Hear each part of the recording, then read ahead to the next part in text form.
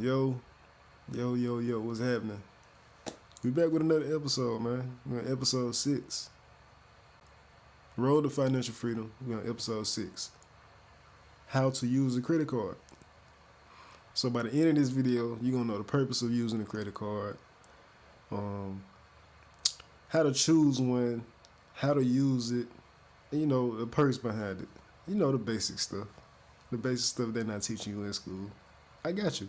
So if you don't know how to use a credit card, after this video, you should have a pretty good idea of how to use a credit card and what's the purpose of it and all that. So I hope if you are watching this video right now, I hope you watched the last one because we went over the credit score. And then I kind of talked about credit cards a little bit. But in this video, I want to give you the whole scope. You need to watch them in order anyway. This is like a series, man. You need to know what's going on. You need to be filled in on the loop, man. So I hope you watching these videos in order. All right. Now I'm going to try to be a little more serious because it seems like each video I laugh and joke a little more than the previous video. So in this video, I'm going to simmer that down. This is going to be a more serious video. I'm going to try to be more business-like. No, I'm not. No, I'm not. But for real though. So the purpose of using a credit card, I use a credit card to boost my credit score. You know what I'm saying? And then my camera about to die. That's what I get for playing too much. But I use a credit card to boost my credit score. That's it. To boost my credit score. And they got perks as well. But I'm going to dive into that. So, like I mentioned in the previous video, how they grade your credit score, they use percentages. So 35% of your credit score is made from payment history.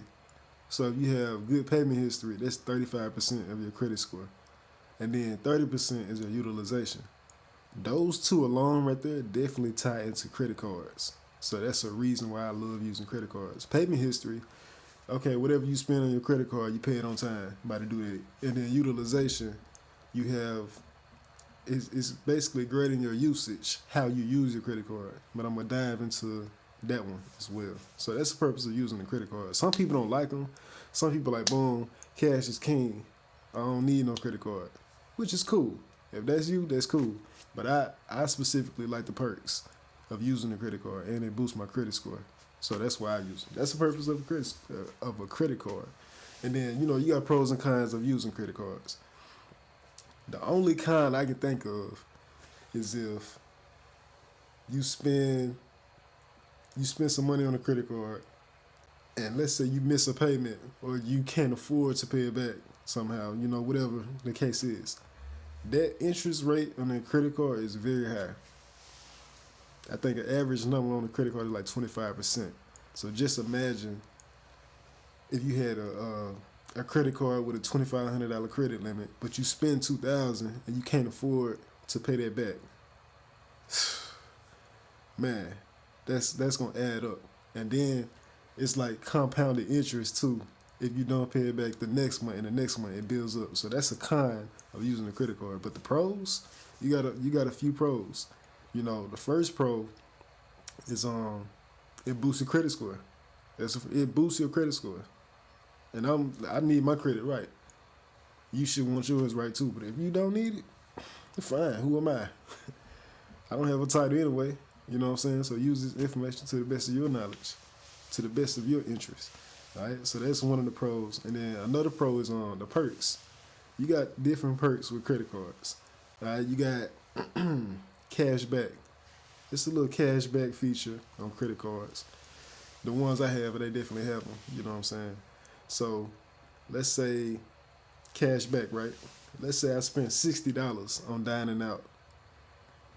60 times 1.5. You know what I'm saying? It's a small percentage, right? But it adds up over time. Like one time, I think it was like 6 months straight. I would just use my card, paying off the bill, whatever. I wasn't looking at it for real. And then, over time, it was like $180 in my rewards. And it might have been a little longer than 6 months. I can't remember. But it was $180 just sitting in my rewards. right? And I can do whatever. You can use that to redeem, to pay off some of your credit card. Say you spent $180 for the month on your credit card, but you got $180 in your redemption or whatever, because all the cash back it accumulated over time. You can use that whole $180 to pay off your credit card bill. But for me, I used it to pay for a hotel. So that was a free hotel basically. But that's one of the perks right there, cash back. And you don't get cash back for every purchase. It's like certain retail stores like Walmart or Target, depending on which card you got. And then gas, some stuff like that. Hotels, you get cash back for a lot of places. You know what I'm saying? So that's another perk. And then it's just something about, let's say you got 3 cards. Each one of them got a $5,000 credit limit. That's $15,000 you got accessible to you at each time, any given moment. $15,000. But like I say, man, if you can't afford to pay it back, do not spend it. That's the easiest way to get into credit card debt. For real, man. If you can't afford to pay it back, don't spend it, dude. You spend the money you don't have. And then your credit gets shot, it gets sent to collection, whatever. But your credit is gonna get shot, for real. So if you can't afford to pay it back, do not spend it. Seriously, man. That's how you get in credit card debt. I know a couple people that's in credit card debt, and I wouldn't wish that on nobody. It's a hassle, man.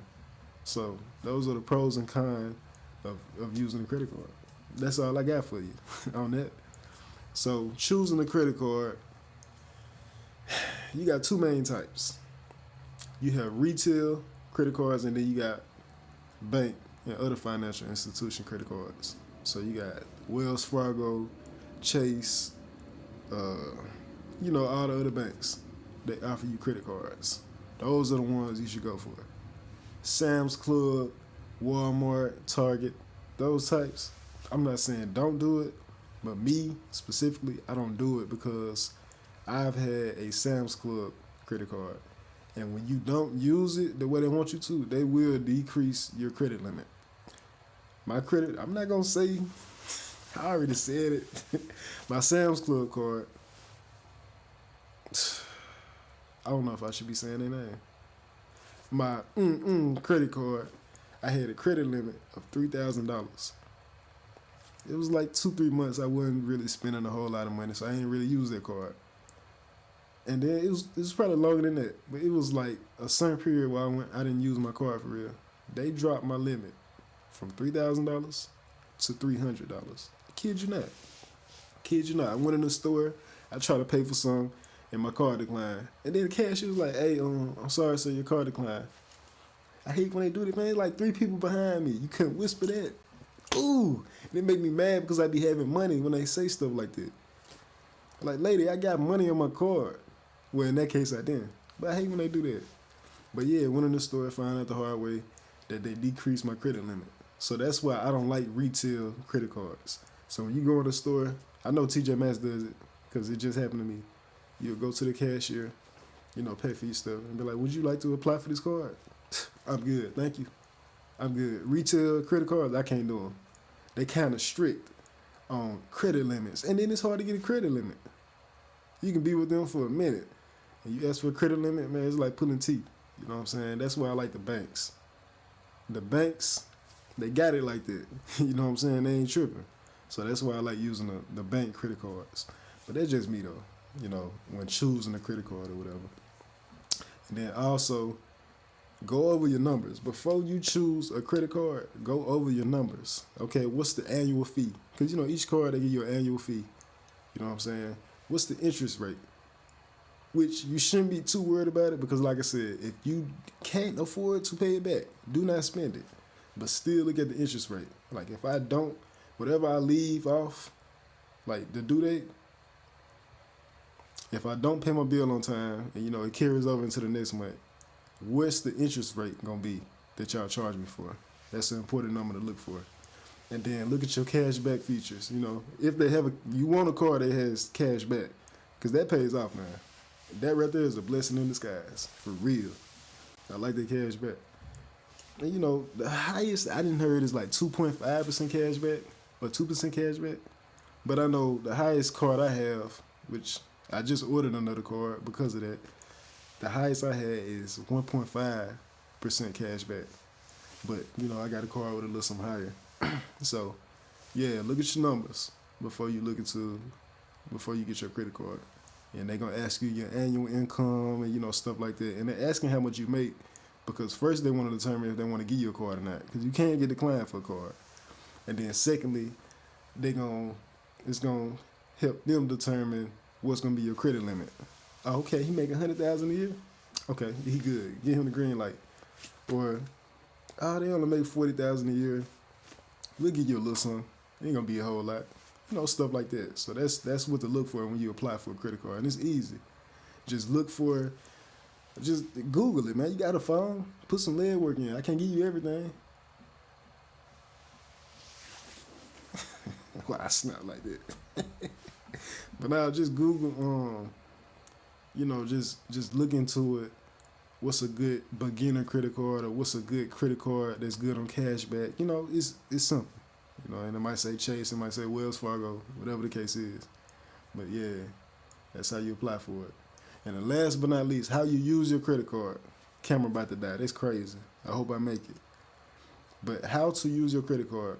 So let's come up with a hypothetical situation. We got a credit card with a credit limit of 1,000. So each month you have 1,000 to spend on the card. You can't go over because that's your credit limit. And let's say the due date is on the 10th. All right. So when you pay, let's say you spend 500, 750, maybe even a whole 1,000. Don't spend what you can't afford to pay back. And you spend whatever and you pay it back on the 10th. 8 days after your due date, you get a pen and pencil out for this one now. You might not know this. 8 days after the due date, you have your statement date, which is what the lenders look at to grade your usage or your utilization, which is 30% of your credit score. For those 8 days, from the 10th until the 18th, don't use over 10% of your credit limit. So if you got a credit limit of 1,000, for 8 days after the due date, we're not gonna use over $100 for that credit card. And that's why it's good to have at least two. But I have 3. No, I have 4 credit cards now. So you can rotate them. So for the 8 days, I can't use over 10% of this credit card. I'm gonna start using my other credit card, and you can rotate them. But for 8 days, don't use over 10% of your credit limit, and that's gonna boost your utilization rate up, and it's gonna help boost your score, because it's 30%. Payment history is 35% of your score, and utilization is 30%. So those two right there, you got them down packed after this video, right? You should be good. Pay your bill on time. That's 35%, and then keep your usage under 10% for 8 days after the due date on your credit card, and that's gonna help with your utilization, which is 30% of your score. And that's how you use the credit card. So, my camera about to die, so I'm not gonna hold you up, and that's the end of the video anyway. But nah, for real, always do your own research with these videos, man. No matter where you get your information from, always do your own research and just study it, man. Don't just dive into something without knowing what's good. And I always get a second opinion, all right? But, that's it, man. I'm D, or Dedrick, whichever you want to call me. And I'm with 83 Finance. We're on the road to financial freedom. And that concludes episode 6.